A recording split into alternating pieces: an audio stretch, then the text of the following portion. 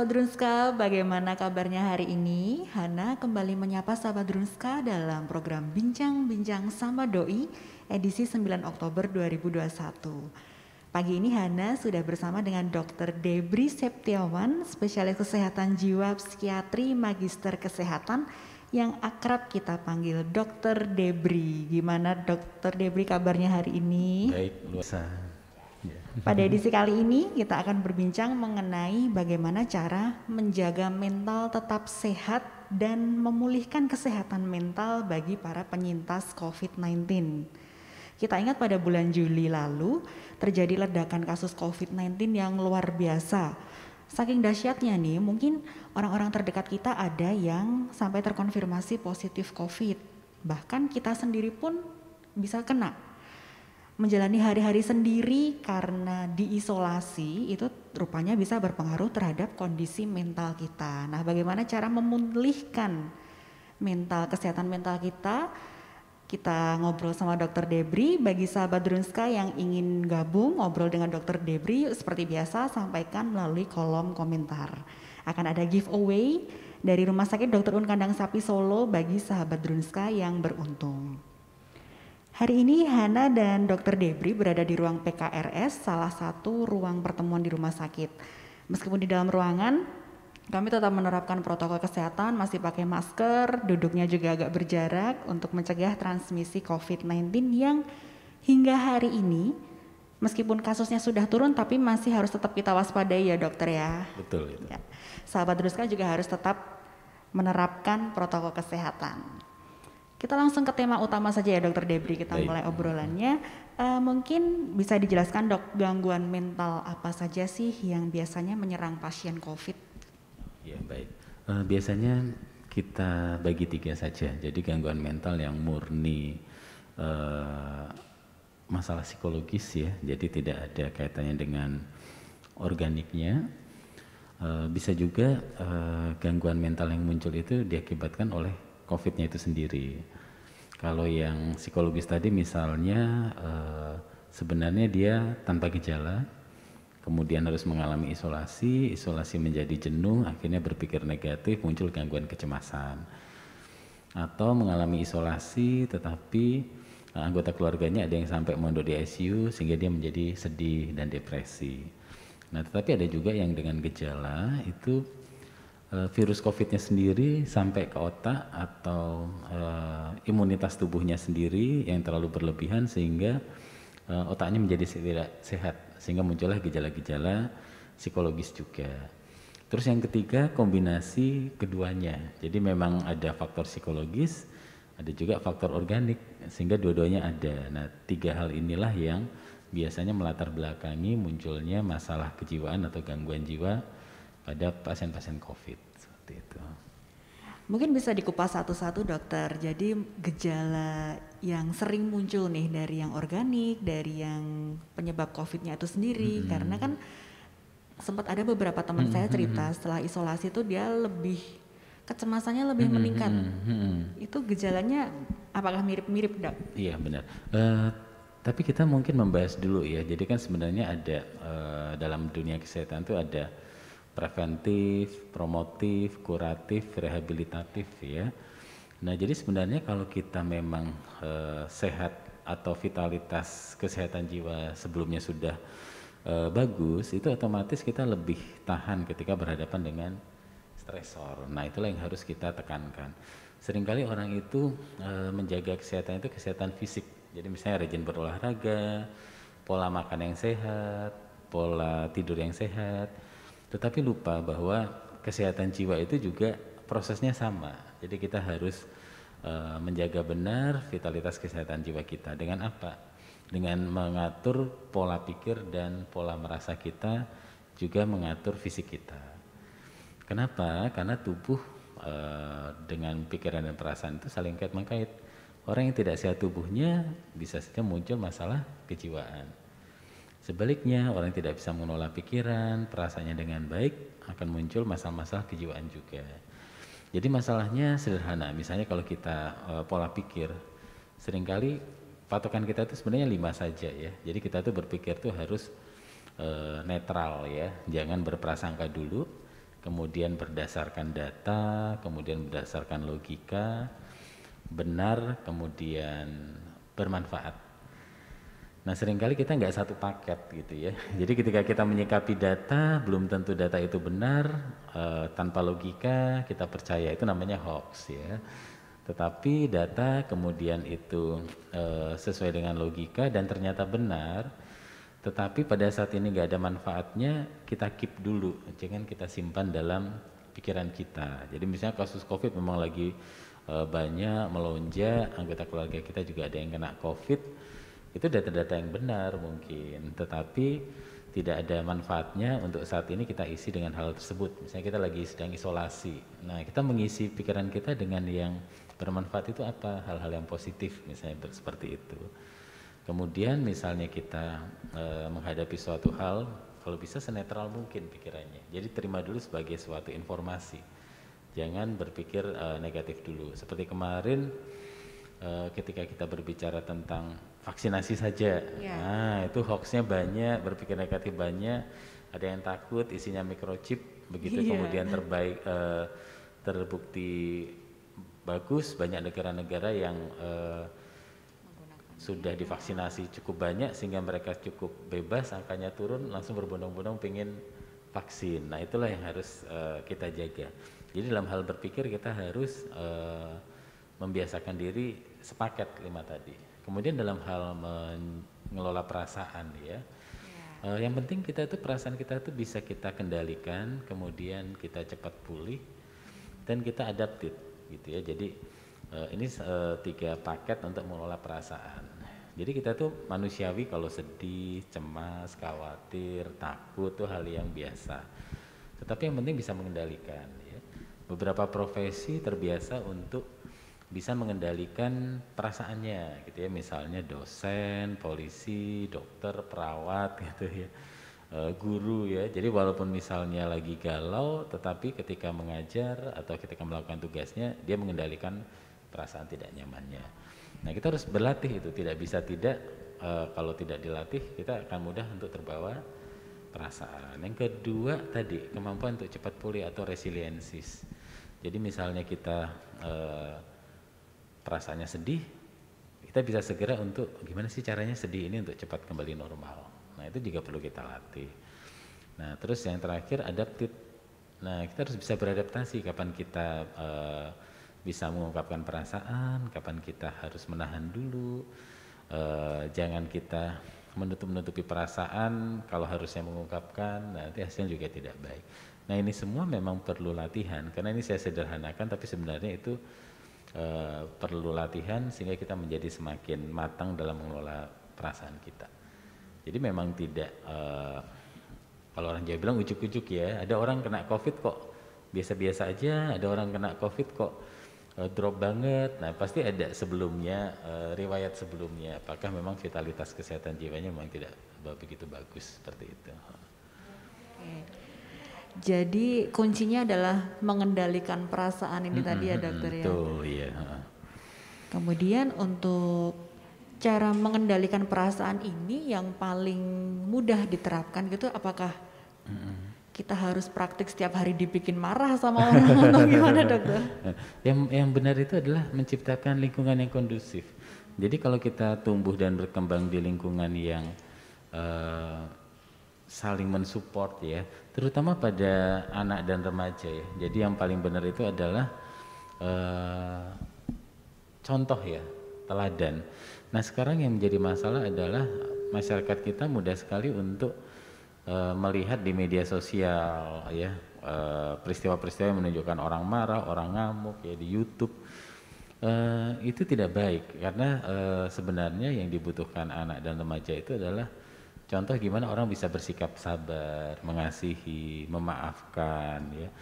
Nah tetapi sekarang trennya hal-hal yang diekspos adalah hal-hal yang seperti mengajarkan untuk mudah curiga, mudah tidak percaya kepada orang lain gitu ya. Waspada boleh, tetapi kalau terlalu berlebihan kecurigaannya itu tidak baik. Jadi itu sebenarnya tugas kita bersama ya untuk menciptakan lingkungan yang kondusif, tugas orang tua untuk menjadi contoh ya. Jadi misalnya meminta anaknya sabar tapi dengan cara yang tidak sabar. Contohnya, kamu tuh jadi anak harus sabar, tapi orang tadi cara ngomongnya itu sambil marah gitu ya gitu. Terus kalau lapar ya jangan marah-marah, nah, tapi ngomongnya sambil marah-marah lah itu. Yang akan disimpan adalah oh ternyata marah-marah itu boleh aja gitu ya. Nah jadi dimulai dari pendidikan anak dan remaja. Terus kalau sudah terlanjur dewasa bagaimana gitu ya. Sudah terlanjur karakter saya kayak gini bagaimana. Nah di sini ya berlatih, mau tidak mau kita harus melatih. Caranya misalnya yang pertama itu adalah mengambil jeda waktu untuk menjaga jarak dengan perasaan kita. Jadi misalnya kita ingin meledak amarahnya, kita fokus kepada nafas kita dulu, 10 sirkulasi pernafasan. Nah itu kita berusaha menjaga jarak dulu dengan amarah kita. Nah ketika sudah menjaga jarak kita akan bisa tadi 5 paket berpikir tadi. Kita berpikir ini tepat nggak ya saya marahnya, bermanfaat nggak ya saya marahnya, logis nggak saya marah dalam hal seperti ini. Gitu. Kemudian kalau saya marah akibatnya apa ya? Gitu.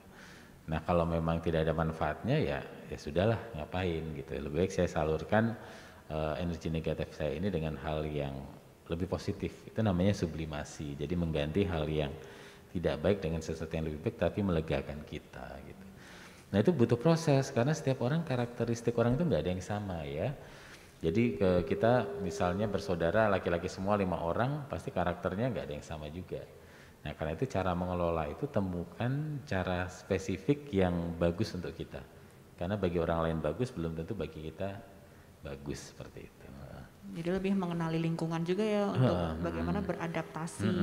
Karena sekarang itu seringnya orang kalau udah kena emosi nih, udah kena marah, ini langsung pegang handphone, langsung deh update status marah-marah. Padahal harusnya di hold dulu 10 detik ya dok atau berapa? Atau 10 siklus pernafasan tadi, menarik dan menghembuskan nafas 10 kali.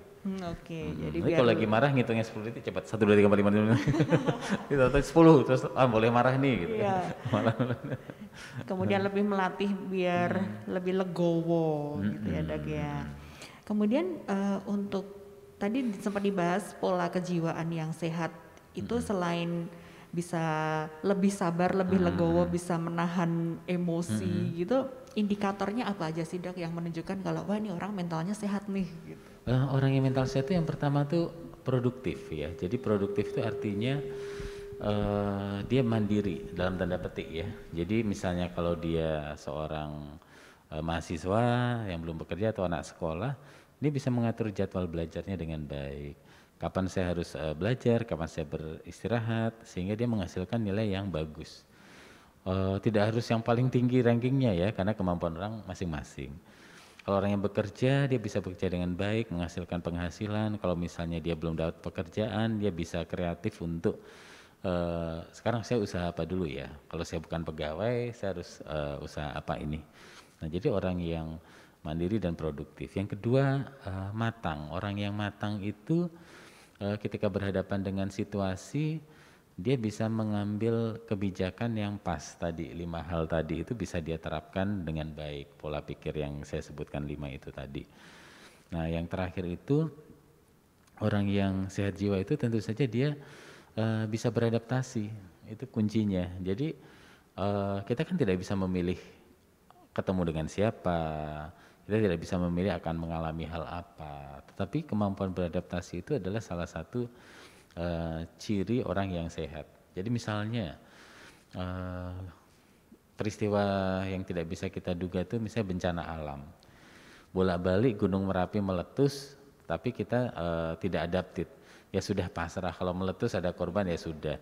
Tetapi ketika adaptif kita kemudian atau bisa beradaptasi, ada nggak ya alat yang bisa mendeteksi gempa vulkanik? Jadi kalau mau meletus ada tandanya gitu. Terus ini yang kita lakukan ini, new normal ini, itu kan juga tanda kita manusia yang sehat, kita beradaptasi.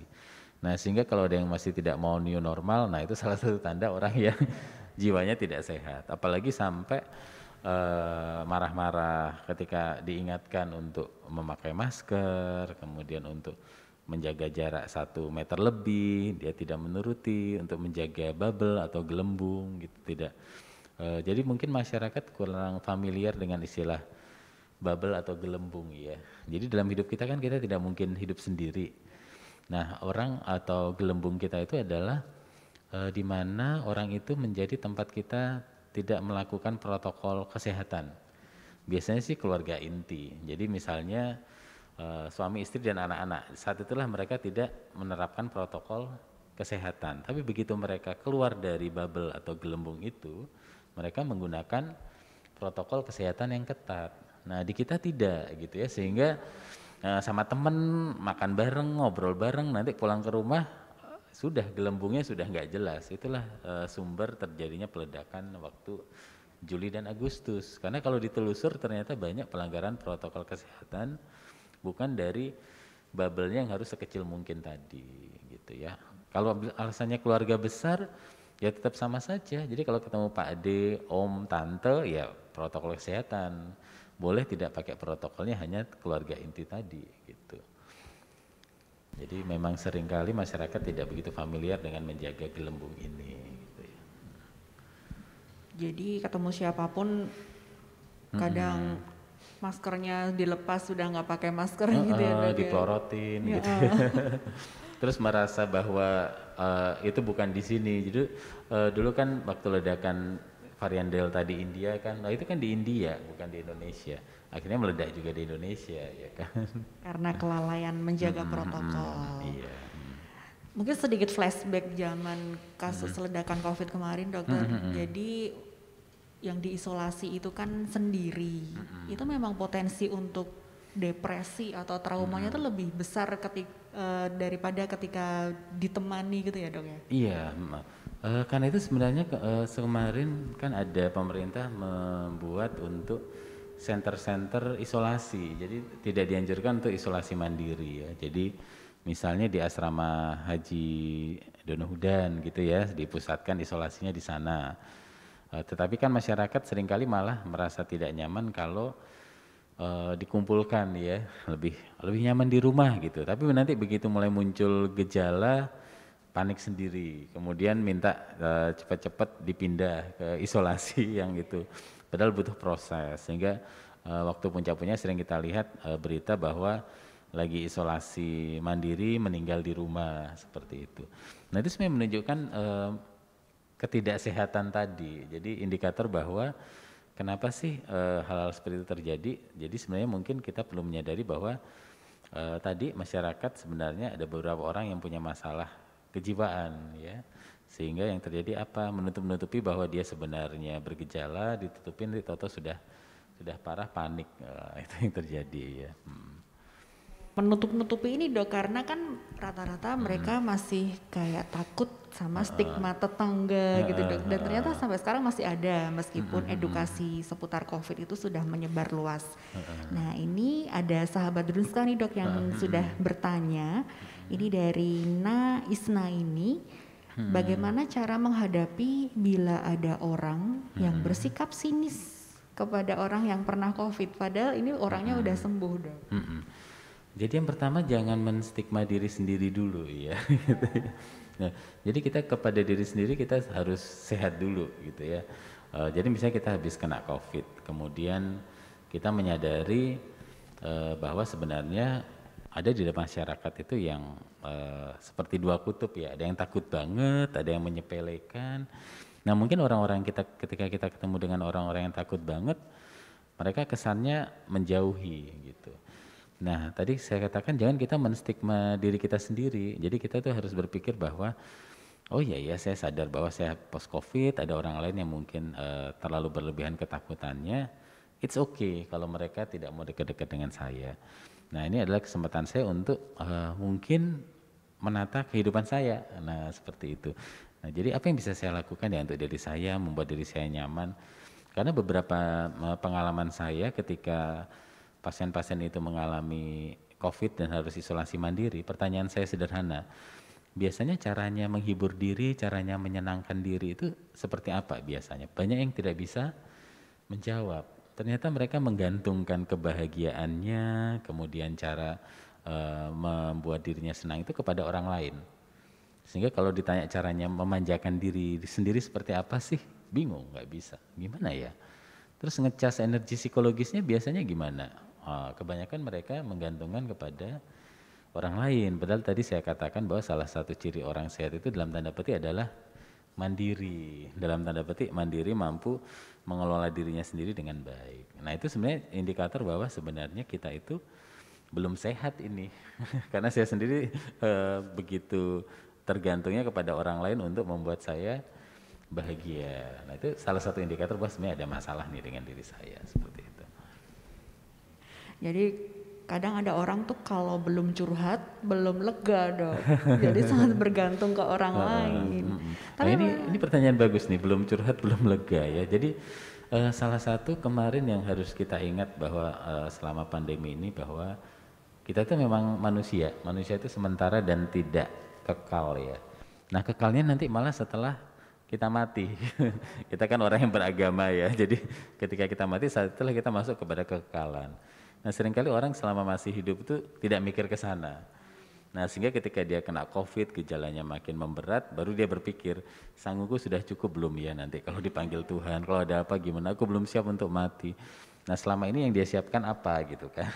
Nah jadi kita mulai, walaupun kita hidup di dalam sementaraan, tapi kan kita akan memasuki kekekalan. Nah mulai berpikir ke depannya diri saya seperti apa sih, hubungan saya dengan Tuhan seperti apa, keyakinan saya setelah afterlife itu seperti apa, masuk ke internality itu seperti apa gitu. Itu juga harus mulai dipikirkan gitu. Nah ternyata tadi itu adalah namanya kecerdasan spiritual ya. Nah ternyata itu bagian dari kesehatan jiwa. Ternyata orang yang memelihara kesehatan spiritualnya itu juga terabaikan, seringkali seperti itu. Ya sih dok, jadi faktor spiritual mendekatkan diri dengan yang maha kuasa, untuk kadang tuh dengan ibadah itu kita bisa mencapai masa-masa tranquil gitu loh dok. Ya. Kalau yang tadi dari tetangga yang sinis atau orang lain yang sinis, ini dari diri sendiri dok. Ada sahabat drone saya yang tanya dari Wulandari Nevi ini cara menghilangkan denial bahwa kita ini seorang penyintas COVID. Oh ya, jadi begini. Ini sebenarnya pertanyaannya sederhana juga. Menua itu kan pasti. Banyak orang yang juga denial bahwa dia sudah mulai bertambah tua.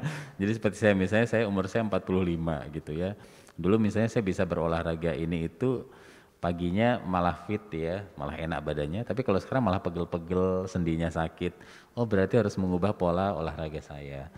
Nah begitu juga orang-orang yang penyintas COVID, ada namanya istilahnya itu long COVID. Sampai sekarang kita masih belajar terus ya tentang COVID ini. Nah long COVID itu sebenarnya COVID-nya sudah tidak ada, jadi sudah negatif, jadi virusnya sudah bersih. Tetapi pemulihan orang itu berbeda-beda. Dan uniknya long COVID ini biasanya dia menyerang titik lemah orang tersebut. Nah jadi misalnya orang ini memang kelemahannya dalam sistem saluran cerna. Nah dia akan lemah di situ, makan apa sedikit tidak nyaman. Ada orang yang titik lemahnya itu di saraf misalnya, jadi mengeluhnya kok tidak secekatan dulu, kalau ngerjakan apa-apa kok tidak terampil. Ada titik lemahnya di sistem saraf pusat, mengeluhnya apa? Gangguan konsentrasi, mikirnya lemot gitu. Di sistem pernafasan mengeluhnya apa? Sekarang kalau ngomong panjang kali lebar cepet-cepet kok langsung nyesek ya gitu. Kalau dulu panjang kali lebar cerewet gitu aja ya enggak apa-apa, sekarang kok seperti itu. Nah keluhan-keluhan yang dialami penyintas COVID ini biasanya mereka menjadi nggak terima. Kok orang lain ada yang katanya punya komorbid, usianya lanjut, sembuh dari COVID kok oke-oke aja, aku kok masih banyak keluhan. Nah kadang nggak terima hal seperti itu. Lupa bahwa sebenarnya kita tuh secara genetik kadang menyimpan kerentanan. Misalnya saya ada orang tua yang punya darah tinggi. Begitu habis kena COVID saya kok jadi hipertensi ya. Dan terus menyangkal juga, aduh nggak mungkin sih masa saya hipertensi. Padahal ada kemungkinan seperti itu. Karena tadi sebenarnya ketika terkena COVID fisiknya itu normal tapi tidak sehat. Jadi harus dibedakan antara normal dan sehat ya. Jadi kalau gini kita kelihatannya normal semua ya. Tapi nanti coba disuruh lari 5 kilo, ada yang cuma kuat lari 2 kilo, ada yang baru 500 meter, aku nyerah. Nah jadi sebenarnya ujiannya itu adalah ketika kita dites suatu hal yang menguji kesehatan kita. Nah, salah satunya COVID tadi. Jadi tidak perlu menyangkal kalau memang habis kena COVID, tetapi kenali diri sendiri. Apa yang bisa saya usahakan untuk saya menjadi lebih baik, seperti itu. Kalau ini terkait dengan pekerja ya dok ya, jadi pekerja yang biasanya setiap harinya itu mobilitasnya tinggi, produktivitasnya tinggi, tiba-tiba kena COVID nih, otomatis kan dia paling enggak 7 hari itu harus off, isolasi di rumah aja, cuman hiburannya handphone gitu doang kan dok. Itu memang ada dampaknya gitu nggak sih ketika kita pace-nya tinggi awalnya kemudian disuruh off, ketika kembali kerja itu kok rasanya aku jadi gampang capek ya, kok jadi gampang ngantuk ya. Ini memang COVID itu berpengaruh ke situ ya dok? Iya, sebenarnya bisa juga ada 3 kemungkinan ya. Kemungkinan yang pertama memang dia mengalami long COVID. Jadi memang ada dampak dari COVID itu yang menyebabkan tubuhnya belum bisa berfungsi optimal. Terus yang kedua, memang dia harus menjalani fase rehabilitatif, yaitu memulihkan diri gitu. Nggak ada orang yang misalnya habis kena tipes, mondok 2 minggu, dulunya sebelum kena tipes kuat lari 5 kilo, begitu sembuh tipes langsung suruh lari 5 kilo kuat, nggak ada gitu kan. Sama juga, habis kena COVID, isolasi 7 hari, kemudian kembali bekerja ya sabar untuk bisa ngegas lagi. Tingkatkan lagi kemampuannya, optimalkan lagi seperti semula itu butuh waktu, karena itu namanya fase rehabilitatif. Kalau memang long COVID harus kontrol, nanti diketahui mana yang masih belum normal, mungkin ada pengobatan, bukan pengobatan COVID-nya, tapi pengobatan terhadap gejala-gejala long COVID-nya. Jadi bisa dari long COVID-nya sendiri, atau yang kedua adalah dia memang harus merehabilitasi kemampuannya lagi gitu. Nah yang ketiga ini faktor psikologis, belum pede aja gitu. Jadi sebenarnya mau dipakai ngegas juga nggak apa-apa, cuma masih takut. Nanti kalau aku pakai kerja keras, tahu-tahu badanku kerasa nggak nyaman. Nah sehingga pengalaman-pengalaman traumatis itu kita nyebutnya kan gangguan stres pasca trauma. Nggak ada sih orang yang mau kena COVID, itu membuat dia takut untuk mengerjakan beberapa hal yang mungkin membutuhkan kemampuan pikiran, perasaan ataupun fisik yang lebih. Jadi hanya hambatannya hambatan psikologis saja itu tetap ada gitu. Nah itu nanti harus memang didiskusikan dengan tenaga medis. Ini apakah long COVID atau memang hanya butuh latihan untuk mengembalikan kemampuan secara optimal, atau ini hanya faktor psikologis saja. Nah itu perlu diskusi dengan tenaga medis. Jadi untuk pengembalian produktivitas itu bertahap ya dok ya, nggak bisa begitu selesai masa isolasi langsung kembali ke kantor gitu. Langsung tancap gas.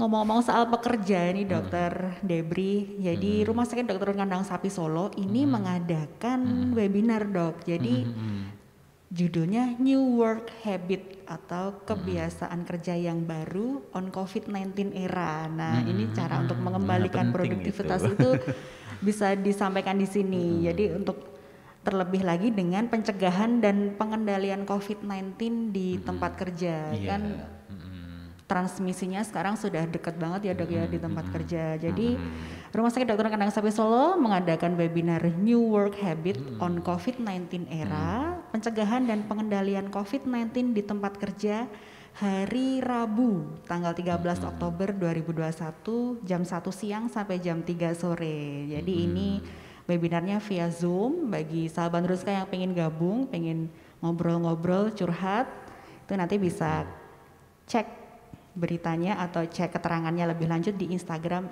@drunska. Kita lanjut dokter seputar tema utama. Mungkin bisa cerita dok, kemarin waktu mendampingi pasien COVID di ruang perawatan gitu ya dok, itu mostly kasusnya itu seperti apa dok? Mungkin biar mudah diingat ya, jadi biasanya ada masalah itu dalam hal aman, imun, dan iman ya. Aman, imun, dan iman. Jadi aman itu ternyata pasti ada pelanggaran protokol. Ketika terjadi pelanggaran protokol atau mereka saking banyaknya melanggar protokol sampai nggak inget di mana kenanya. Jadi di sini kayaknya menurunkan masker, di sini kayaknya lupa habis aktivitas lupa nggak cuci tangan atau lupa nggak pakai hand sanitizer. Jadi pasti ada protokol keamanan. Kemudian imun, biasanya ada pola hidupnya yang tidak sehat, ada kebiasaan-kebiasaan yang tidak sehat dari dirinya gitu ya, sehingga imunnya tidak begitu bagus. Nah kemudian tadi yang terakhir iman itu tadi masalah spiritualitas. Nah itu seringkali yang melatar belakangi pasien-pasien yang terkena COVID ini punya kendala dalam memulihkan dirinya gitu ya. Kecerdasan spiritualitas itu juga kadang diperlukan. Misalnya satu keluarga harus masuk rumah sakit semua dengan gejala sedang sampai berat. Ada yang mondok di ruang isolasi, ada yang mondok di ICU, kemudian ada yang mohon maaf meninggal dunia. Nah menghadapi itu semua kadang harus berpikir tentang spiritualitasnya. Seringkali kita fokus hanya kepada keduniawian ya. Seringkali saya mengingatkan bahwa ketika orang itu pergi dari dunia ini sebenarnya malah dia memasuki kekekalan gitu. Jadi kita tidak kehilangan, cuma akan bertemu lagi cuma entah kapan gitu ya. Jadi tidak benar-benar kehilangan. Nah itu yang perlu kita ingat. Kemudian juga ada yang kehilangan pekerjaan ya. Jadi memang di PHK gitu ya. Saya mengatakan prinsipnya itu here and now. Jadi saat ini apa? Memulihkan fisiknya, segera pulih kembali, membuat dirinya mampu bekerja. Ketika mampu bekerja nanti kan kita bisa usaha apa. Tapi kalau sekarang memikirkan yang belum, ya mengkhawatirkan yang belum, padahal harus fokus yang saat ini, nah itu seringkali juga menjadi kendala. Jadi kita boleh berencana, tetapi akan sangat rugi ketika kita mengkhawatirkan sesuatu yang belum terjadi, sehingga kita tidak bisa mengoptimalkan apa yang bisa kita lakukan di sini dan saat ini. Nah seringkali berpikirnya sudah kemana-mana seperti itu ya pada COVID. Kemudian kesalahan di masa lalu seperti saya katakan tadi ternyata pelanggaran protokol. Jadi seringkali gara-gara saya melanggar protokol pulang ternyata ngenain istri saya, akhirnya istri saya meninggal gitu. Dia merasa bersalah kepada anak-anaknya. Masa lalu nggak bisa diubah, jadi ya aman tadi ya melanggar protokol sehingga merasa bersalah.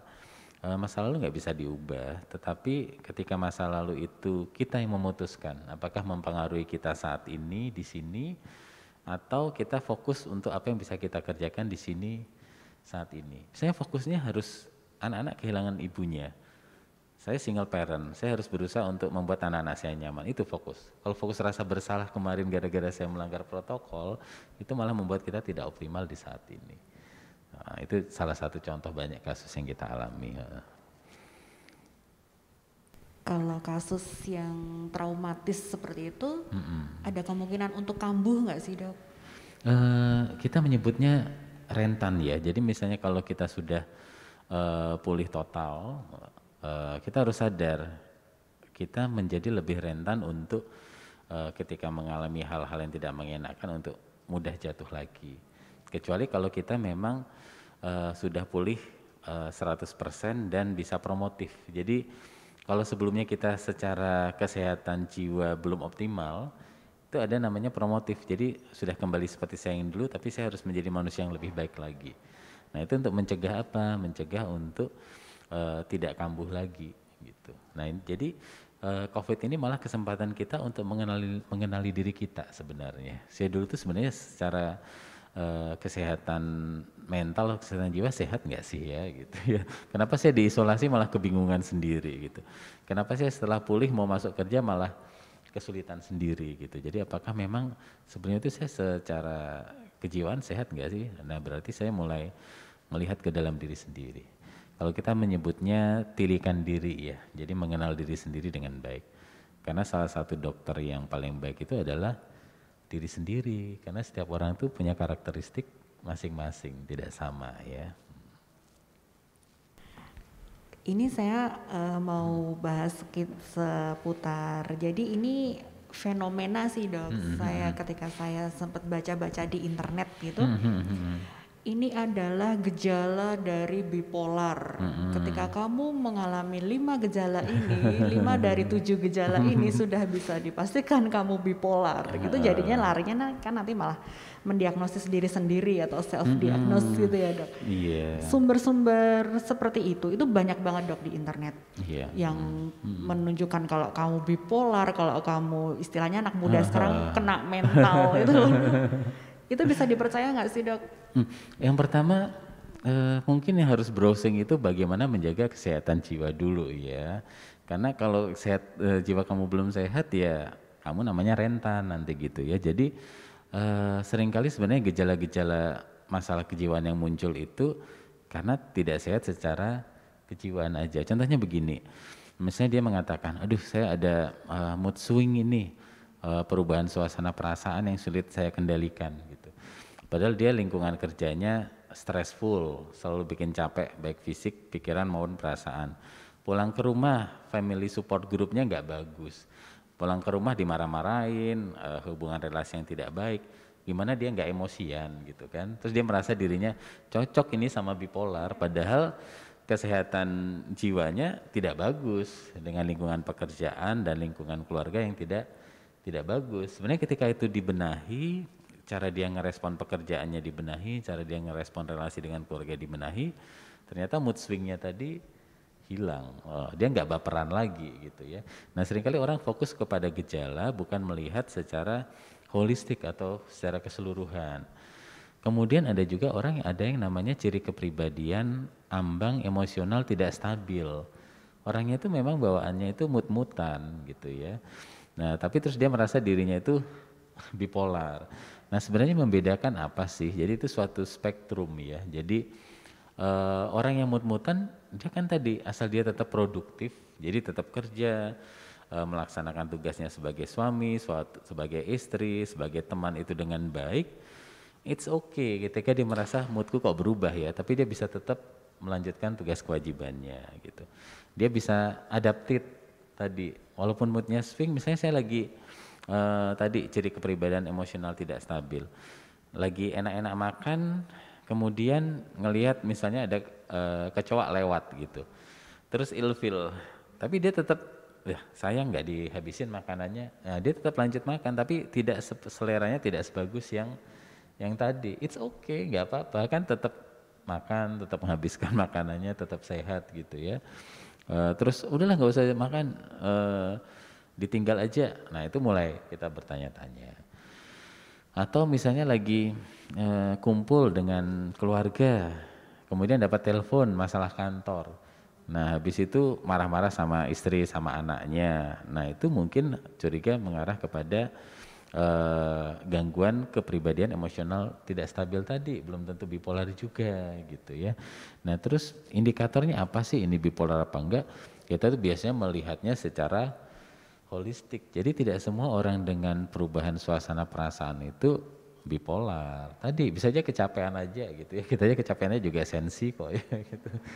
Jadi lebih baik itu dijadikan alat screening. Jadi bukan berarti itu jelek, tidak. Tetapi kita merasa kita cocok dengan yang disampaikan, oh lima tanda ini kamu pasti bipolar. Ya konsul aja kepada psikiater atau psikolog, beneran gak sih? Nanti ternyata setelah dievaluasi, ternyata kamu tuh kecapean, kamu tuh gak ada dalam seharian kehidupan kamu tuh gak ada waktunya kamu tuh untuk ngecas energi psikologis kamu. Orang yang punya pengalaman kayak kamu tuh ya pasti jadi sensitif. Ternyata hanya mengubah pola hidupnya, pola relasinya. Nah, jadi sebaiknya jangan menstigma diri sendiri deh ya, langsung berpikir saya bipolar, belum tentu gitu ya. Jadi gejala-gejala itu lebih digunakan untuk screening untuk penapisan aja kira-kira. Ketika memang mengalami 5 dari 7 gejala ini berarti semakin memantapkan untuk konsultasi dengan psikiater ya dok. Seperti 5 tanda kamu punya kencing manis. Ternyata begitu ketemu dokter penyakit dalamnya hanya mengubah pola makan dan olahraga. Terus hilang gejalanya, ternyata bukan kencing manis. Ini ada pertanyaan lagi dari sahabat Drunska, dari Aryu Yulandari. Saya mau bertanya, bagaimana sikap kita jika kita satu rumah dengan orang yang terinfeksi COVID, tapi kita tidak terinfeksi? Ini sebenarnya sudah disosialisasikan ya, bagaimana isolasi mandiri di rumah. Jadi sebenarnya bisa aja ditempatkan di suatu kamar yang sirkulasi udaranya bagus tapi keluar, jangan ke dalam rumah. Jadi jendela dibuka, jendelanya itu ke arah luar yang aman, jangan ke tetangga ya gitu. Kalau misalnya tidak memungkinkan tadi harus ke center-center isolasi. Nah kalau misalnya kita harus serumah, nomor satu tadi aman, protokolnya dipenuhi. Terus yang kedua imun. Nah yang tidak terkonfirm ini, jaga pola makan sehat, tidur yang cukup, terus jangan stres, karena stres juga nanti imunnya terpengaruh. Jadi bagaimana caranya membuat suasana rumah itu menjadi nyaman, menyenangkan seperti itu. Nah terus yang ketiga tadi iman. Ya sudah, kalau kita sudah protokol kita laksanakan dengan baik, dengan disiplin, kita juga sudah menjaga kesehatan fisik dan jiwa kita sehingga imun kita terjaga. Ya sudah, kita sudah berusaha, berarti kita tinggal percaya sama yang di atas. Kita sudah melakukan yang terbaik gitu ya. Ini mungkin agak out of topic sih dok, tapi masih nyerempet juga. Ini seputar kecemasan atau anxiety. Ini ketika saya baca di media sosial itu rata-rata anak muda itu pada self proclaimed juga sih dok, mereka kalau mereka punya gangguan jiwa kecemasan gitu dok. Itu memang sedang happening begini mungkin karena faktor stres gitu ya dok. Cara mengatasi kecemasan itu sendiri bagaimana sih dok? Karena kan dampaknya bisa ke susah tidur gitu kan, susah tidur, gampang kepikiran, itu juga pasti nanti efeknya bisa ke kondisi fisik seseorang juga. Iya, jadi kecemasan itu sebenarnya sesuatu yang belum terjadi, tetapi sudah membuat kita tidak nyaman gitu ya. Kalau sudah memang itu sesuatu harus kita takuti, ya itu wajar. Misalnya di depan saya ada anjing besar nggonggong galak gitu ya, saya takut ya wajar gitu ya. Kemudian misalnya di depan saya ada kecelakaan, kemudian saya merasa tidak nyaman, ya wajar.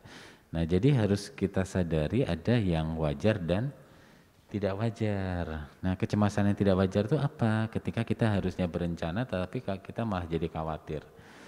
Nah anak-anak muda sekarang seringkali kecemasan itu adalah dengan cara media sosial itu membuat kita membanding-bandingkan dengan orang lain.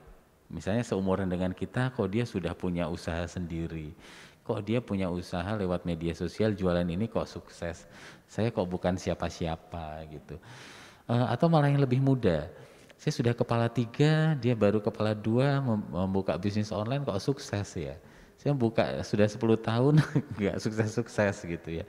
Nah seringkali kita itu melihat membandingkan diri kita dengan orang lain sehingga lupa melihat hal-hal yang menyenangkan, yang positif, yang baik yang ada di diri kita gitu. Nah itu seringkali membuat cemas gitu ya. Padahal sebenarnya manusia itu kebutuhannya apa sih gitu ya.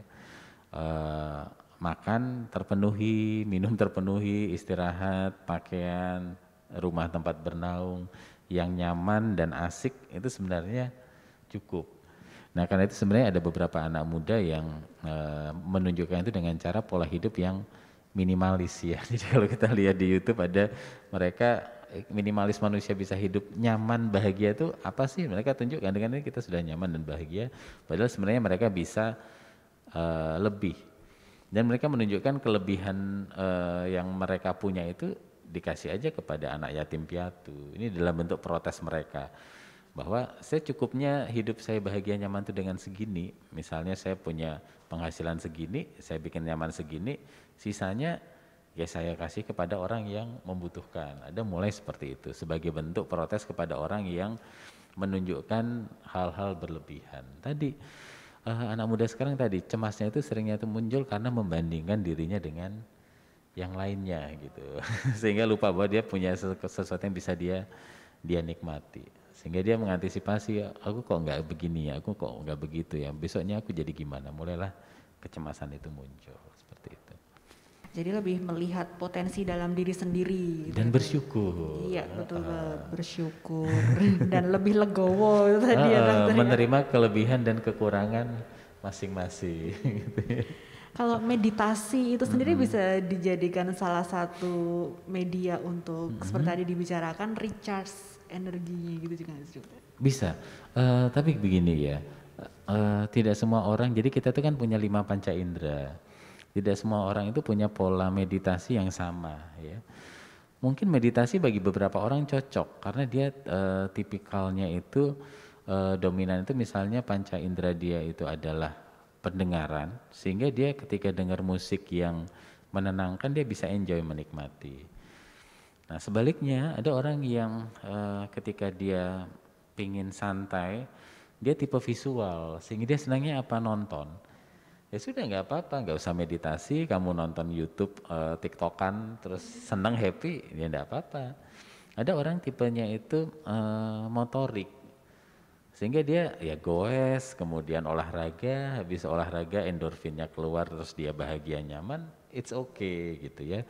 Nah seringkali orang itu tadi melihat, oh meditasi nih kayaknya. Padahal 5 menit kemudian mulai kesemutan dia. Aduh badanku, padahal dia sebenarnya tipe motorik. Harusnya dia olahraga nyaman. Nah, dia disuruh meditasi, bersila, ngatur nafas, malah dia batuk-batuk. Aku kok batuk-batuk ya, kok badanku mulai semutan ya. Sudah tadi, kenali diri sendiri. Tadi prinsip di depan kan saya katakan, kenali diri sendiri. Kamu tipenya apa? Kalau memang nggak cocok dengan meditasi, lakukan hal yang lain menyenangkan gitu. Tipenya suka alam, sehingga ketika pengen refreshing ngelihat matahari terbenam itu seneng banget gitu. It's okay, enggak apa-apa. Kalau di sini mana misalnya ke Waduk Cengklik gitu ya, ke sana lihat matahari terbenam, enjoy. Ya sudah gitu ya. Nanti dipaksa mengurung diri di kamar, meditasi. Belum tentu kalau belum cocok gitu ya. Sarana meditasi itu sendiri sebenarnya cuma salah satu ya dok ya, sebagai salah satu dari media sekian banyak cara kita untuk gitu ya. ngecas energi psikologis. Cas energi psikologis sambil lihat sunset di Waduk Cengklik, dengerin Pamungkas I Love You to the Bone itu juga bisa ya dok ya. Iya, dengerin musik yang relax gitu bisa juga. Selama bikin kita endorfinnya muncul. Ya. Oke, ada satu lagi pertanyaan dari sahabat Drunska dokter, dari Miske Arisa. Apa saja tanda bahaya seseorang penyintas COVID yang depresi itu sehingga membuatnya perlu atau harus ke psikiater? Oh iya, sebenarnya sederhana ya. Jadi ketika kita mulai, kita kan ada 4 fungsi. Nah ini bisa dijadikan screening apakah saya sudah harus ke psikiater atau ke psikolog. Yang pertama tuh fungsi peran. Fungsi peran tuh kalau di tempat kerja, tupoksi kita apa di tempat kerja. Ketika kita pulang ke rumah, fungsi peran kita apa? Sebagai suami, sebagai istri, sebagai anak. Ketika fungsi peran kita sudah mulai terganggu, indikator terganggunya itu adalah mulai ada keluhan dari diri kita sendiri. Atau ada keluhan dari orang lain. Kalau dari kita sendiri misalnya, aduh aku kok kerjaanku kayak gini kok ya, nggak puas aku. Biasanya aku kerja tuh bisa dapat 10 item aku selesaikan, ini cuma 6 item. Ada apa sih dengan fungsiku sebagai seorang pekerja?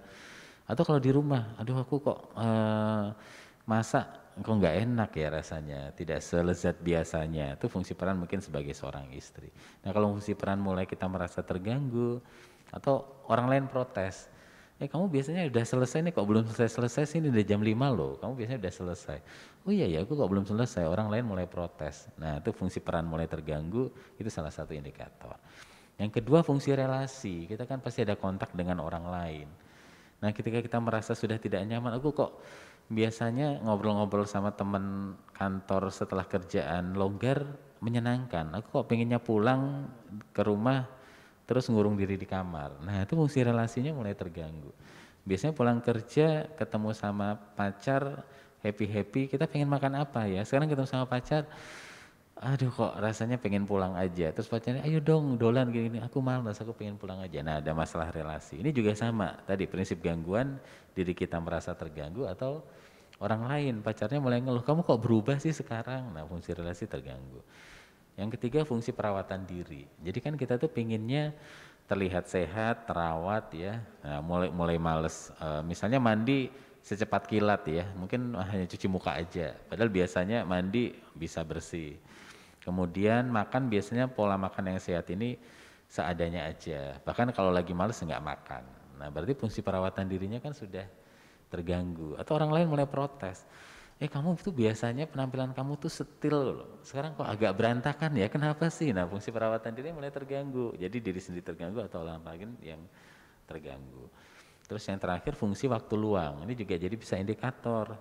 Ketika kita punya waktu luang, jadi fungsi peran sudah kita kerjakan dengan baik, relasi dengan orang lain terjaga, kita sudah merawat diri kita untuk sehat dan fit, kita pasti punya waktu luang. Kita bingung mau ngapain. Nah, itu salah satu indikator. Ini aku ada waktu luang mau ngapain ya. Dulu biasanya lihat drakor seneng. Sekarang waktu luang lihat drakor 5 menit kemudian tuh kok udah nggak bisa enjoy. Aku biasanya waktu luang melakukan hobi. Misalnya hobinya apa? Jalan-jalan deh gitu ya. Tapi ini mau jalan-jalan juga males. Sehingga bingung waktu luangnya mau dihabiskan dengan apa. Biasanya seneng dengerin musik. Senang main musik, ini jadi males. Nah, itu salah satu indikator. Nah, kalau 4 ini tadi bermasalah, nah saatnya perlu konsultasi, ada sesuatu pasti ya, begitu ya. Jadi kadang ada yang ada waktu luang dipilih buat tidur, Dok. Kalau tidur, olahraga, itu nggak boleh dihitung sebagai waktu luang. Itu dihitung sebagai nomor 3, perawatan diri. Kalau kurang tidur itu namanya nggak mau merawat diri gitu ya. Misalnya lebih memilih nonton drakor sampai jam 2 malam, jadi kurang tidur, berarti fungsi perawatan dirinya nggak bagus. Harusnya dia tahu aku tuh tidur butuh 6 jam nih gitu kan. Nah, itu harus hati-hati, fungsi nomor 3-nya nggak bagus gitu ya. Mau olahraga kok males ya gitu. Olahraga tuh bukan hobi loh ya. Olahraga tuh wajib. Nah, tetapi menikmati olahraga dengan cara-cara tertentu bisa jadi hobi. Jadi misalnya saya olahraga sepedaan 20 menit, tapi kemudian saya olahraganya ke sini menikmati mengotak-ngatik sepeda, kemudian menikmati apanya, itu bisa jadi hobi. Jadi hobi yang juga sambil merawat diri gitu ya. Ya makanya ketika dulu saya pernah lihat di internet gitu sih, Dok, ada kondisi sebuah kamar di mana dalamnya tuh berserakan banyak banget barang-barang gitu. Terus ada yang komen ini tuh kayaknya salah satu gejala kalau dia mengalami gangguan mental atau gangguan jiwa gitu. Jadi memang bisa jadi indikator ya, Dok ya? Iya, karena tadi kalau kamar berantakan, berdebu, kemudian ada tungonya dan lain sebagainya, itu kan fungsi perawatan dirinya udah bagus gitu ya. Nah, jadi kemudian fungsi perannya juga nggak bagus. Kan menjaga kerapian itu kan kalau di rumah fungsi peran kita sebagai anggota keluarga kan, sehingga membuat anggota keluarga lain nyaman. Nah, itu pasti anggota keluarga lainnya protes tuh. Tadi salah satu indikator ada gangguan, diri sendiri protes atau orang lain protes. Kalau emaknya udah protes, kamar kamu mau dirapiin, kenapa sih kamu udah? Kata dokter Debre, kalau orang lain protes berarti ada masalah. Kenapa ya aku malas ngerapiin kamar gitu ya? Nah, itu perlu ditanya. Tapi kalau emak kayaknya protes terus nih, Dok. Oke, bagi sahabat Drunska yang memerlukan pendampingan profesional untuk kesehatan jiwa, bisa melakukan konsultasi psikiatri dengan dokter spesialis kesehatan jiwa di Rumah Sakit Dr. Un Kandang Sapi Solo. Dilayani ada setiap hari nih, hari Senin sampai Sabtu. Khusus dengan dokter Debri, sahabat Drunska bisa jelang malam mingguan nih. Jadi karena dokter Debri malam mingguan nama saya berarti. Iya, praktik setiap hari Sabtu sore jam 4. Nah, untuk jadwal dokter spesialis kesehatan jiwa yang lebih lengkap bisa dicek melalui website www.dokterunska.com, dan untuk mendaftar bisa melalui aplikasi Android Drunska Mobile. Jadi sahabat Drunska tidak perlu khawatir datang ke rumah sakit karena Drunska tetap aman. Dokter Debri, tidak terasa kita udah ngobrol nih hampir 1 jam. Terima kasih untuk edukasi dan informasi yang diberikan. Semoga bermanfaat ya untuk semuanya ya. Seru banget soalnya obrolan hari ini. Terima kasih juga untuk semua sahabat Drunska yang sudah setia mengikuti dari awal hingga akhir. Untuk pemenang giveaway Bincang-Bincang sama Doi edisi hari ini akan diinformasikan melalui postingan Instagram TV. Jadi stay tune di Instagram @drunska. Sahabat Drunska, tetap jaga kesehatan dengan makanan yang bergizi. Jangan lupa untuk selalu cuci tangan dengan sabun, jaga jarak fisik dengan orang lain, dan pakai masker. Protokol kesehatannya tetap ditekankan. Tidak hanya fisik saja, tapi kesehatan mental juga penting ya dokter. Betul. Cas apa tadi? Energi psikologisnya. Cas energi psikologisnya. Bisa dengan cara naik yang baik. sepeda ke Waduk Cengklik, nonton sunset, dengerin Meditasi. Pamungkas, Nonton drakor. nonton drakor, tapi jangan sampai begadang ya dok ya. Iya, ingat perawatan diri. Yep. Kemudian kurangi mobilitas, ingat keluar rumah hanya untuk keperluan yang penting saja. Kita berdoa semuanya semoga wabah virus corona ini segera berakhir biar kita bisa menjalani kehidupan seperti biasanya yang normal. Amin. Rumah Sakit Dr. Un Kandang Sapi Solo aman untuk Anda dan kita semua. Sampai jumpa di acara Bincang-Bincang sama Doi selanjutnya. Selamat pagi. Selamat pagi.